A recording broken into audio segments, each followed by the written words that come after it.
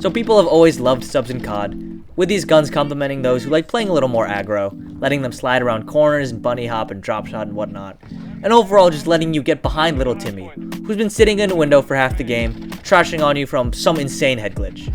They're typically great in close quarters, with this mobility and with fast fire rates, although they do end up being kind of dog at distance, having the same long range ability as Russell Westbrook.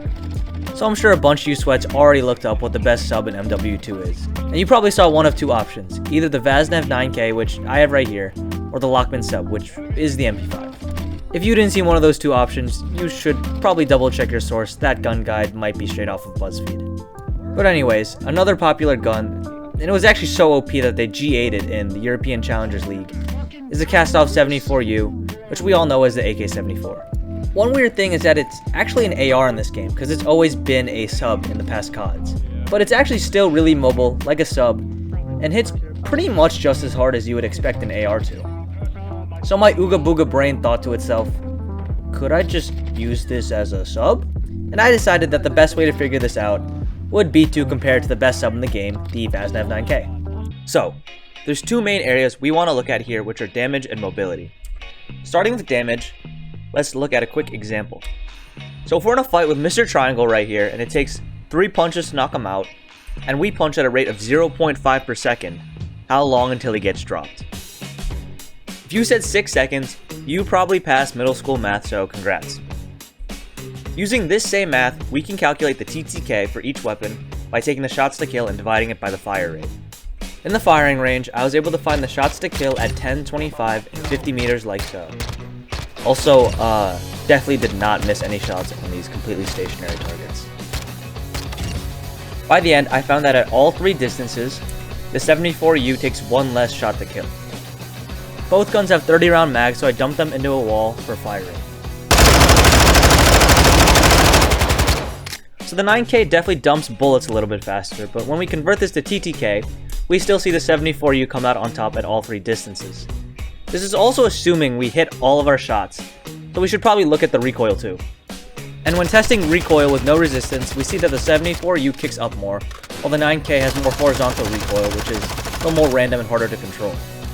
So overall, for damage, we're giving the 74U the edge. But since it's the AR, this shouldn't be a surprise. If it lost, it'd be pretty much as bad as the Warriors losing 3-1 in the NBA Finals. But one other thing we can look at is the mobility, which includes ADS and reload time, as well as movement, which I broke down further into walking, sprinting, tack sprinting, and strafing for all of you movement sweats.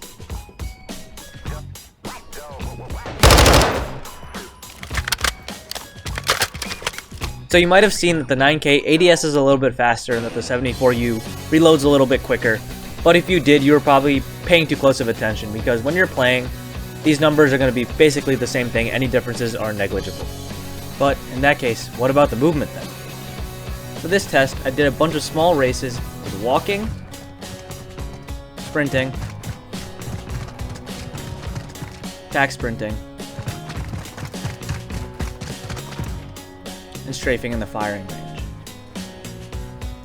And so you probably saw that the guns move basically the same for everything except strafing. Also, yes, for some of them I was going in different directions just because I'm stupid, but it's flat so it doesn't matter.